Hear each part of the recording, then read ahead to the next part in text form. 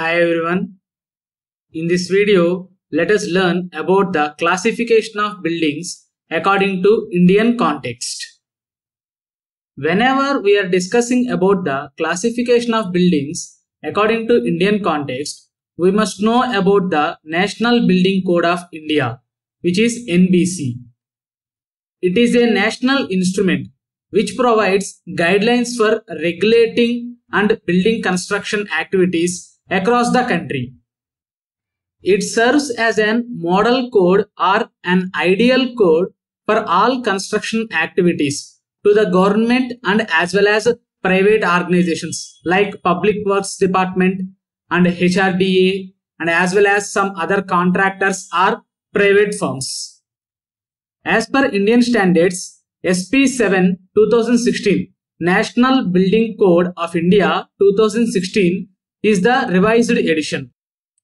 This National Building Code covers various topics regarding building construction and its activities. The code mainly contains administrative regulations regarding buildings, development control rules and general building requirements, fire safety requirements, stipulations regarding materials and structural design and constructions, including its safety. Means building construction, its safety, its service, everything is included in this National Building Code, and as well as plumbing and building services, approaches to sustainability, and also asset and facility management is also included in this National Building Code. So from all these things, we want classification of buildings according to this National Building Code. So if we see the classification of buildings according to this NBC, buildings are classified according to its occupancy into 9 categories, which are as follows from A to I. So first and foremost one is Group A, residential buildings, means which we are using for our residential purposes like hotels, individual houses and dwellings, private dwellings. Second one is educational buildings, buildings which are used for education and training.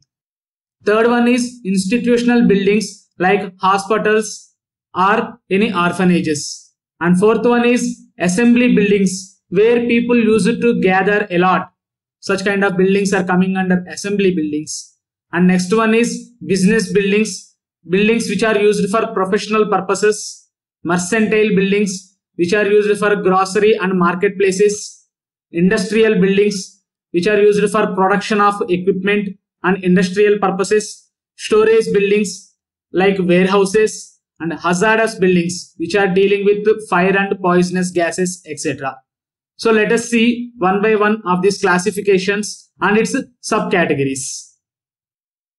So here the first one is residential buildings. So according to NBC, residential buildings are the buildings in which sleeping accommodation is provided with or without cooking and dining facilities. So this Group A residential buildings are further divided into 5 categories, where A1 is the lodging or rooming houses, A2 1 or 2 family private dwellings or individual houses, A3 dormitories, A4 apartments or flats, and A5 hotels. Let us see in detail. So the first one is lodging or rooming houses, where buildings are under same management and separate sleeping accommodation is provided for the members, not more than 40. Such kind of buildings are coming under lodging or rooming houses. And the second one is private dwellings. Private dwellings are individual houses for 1 or 2 families, and the persons in a family or persons in a building should not be more than 20 members. That is a private dwelling. And the third one is dormitory, where sleeping accommodation is provided as a group with or without dining facilities. And the fourth one is apartment houses. These are the group of buildings under the single management but shared to all the families as private dwellings.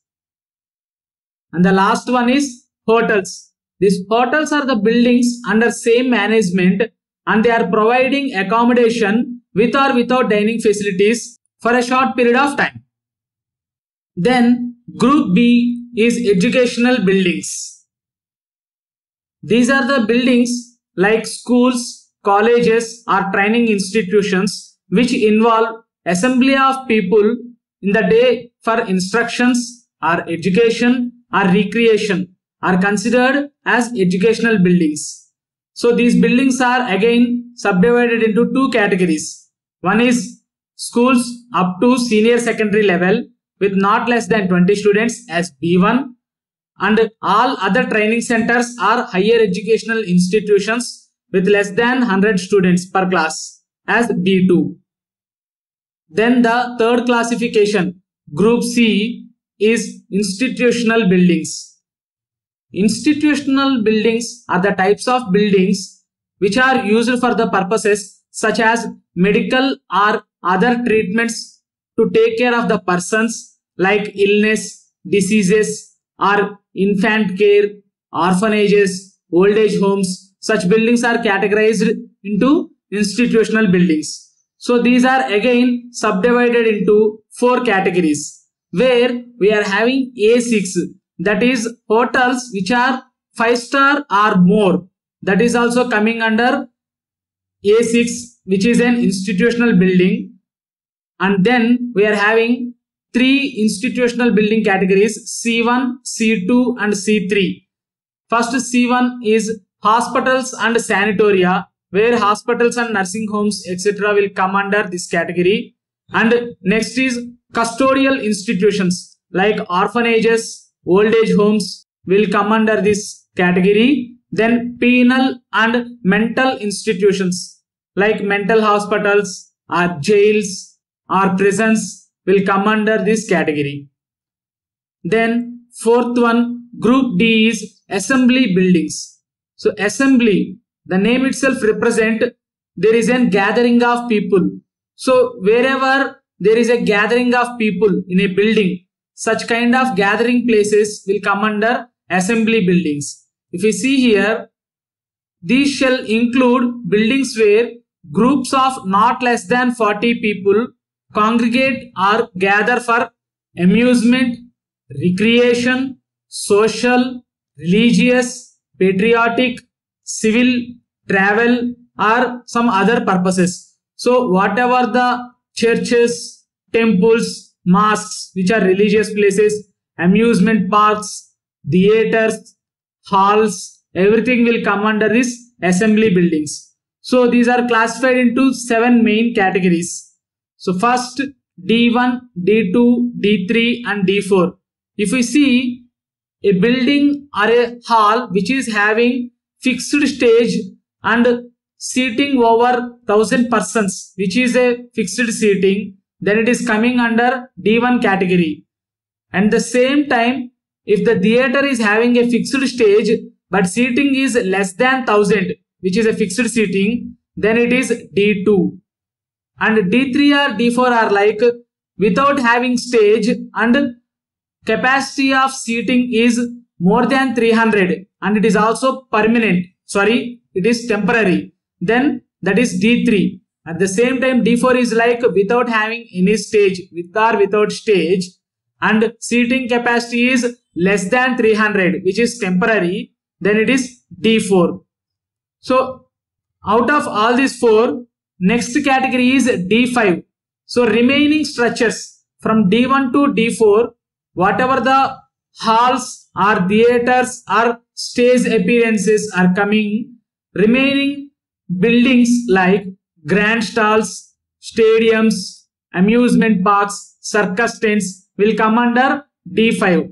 And the next category is D6, where buildings are mixed with occupancy like shopping and cinema. Good example are like multiplex. The last category is D7, where elevated buildings or underground buildings which are used for assembly of people not covered from D1 to D6 are coming under D7 category. Then next, Group E, which is business buildings. So these buildings are used for professional purposes like keeping the accounts and records of certain company or a firm, or professional establishments like service facilities will come under these categories. So these business buildings are again classified into three major categories. In the first category, we are having offices, banks, and some professional establishments, where E2 is like laboratories and research establishments. Then the third category is computer installations and data centers. Then going to the next category, F, which is mercantile buildings. Mercantile buildings are like wholesale or retail shops or grocery or any merchandise purpose buildings. See, it is categorized into two categories. One is shops, stores, markets with area less than 400 meters square belong to this first subdivision, and shops or any other grocery stores, supermarkets which are having area greater than 500 meters square will come into F2 category. So overall, whatever the vending type of buildings or supermarkets or any vegetable markets are related to grocery, everything will come under mercantile buildings.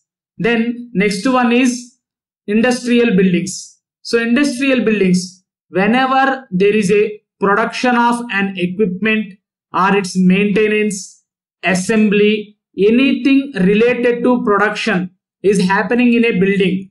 See, buildings which deals with the product of materials for all kinds of its fabrication, assembly, manufacturing or processing, all will come under industrial buildings. So these industrial buildings are divided into three types depending upon the hazard level. So buildings used for low hazard industries, building used for moderate hazard industries, building used for high hazard industries. Depending upon the nature of hazard, these buildings are classified into three categories. And the next one is storage buildings. So the storage buildings are like used for freight storage or cold storage or any other good storage. So these buildings are used primarily for the purpose of storing goods. Better examples are warehouses, cold storages, transit sheds, etc. The last one is hazardous buildings. So if we see the industrial buildings, there depending upon the nature of hazard, they divided it into three parts. But here these hazardous buildings are like buildings which are dealing with hazardous materials like combustible materials or any poisonous gases. See, these buildings are used for storing, handling and manufacturing or processing of highly combustible or explosive materials. These products which are liable to burn with extreme rapidity, or sometimes these products may produce poisonous fumes or explosives. So these are the types of buildings which are classified according to its occupancy level, according to the National Building Code. So that's it with the classification of buildings according to its occupation by NBC. Thank you for now. See you in next class with the new topic. Bye.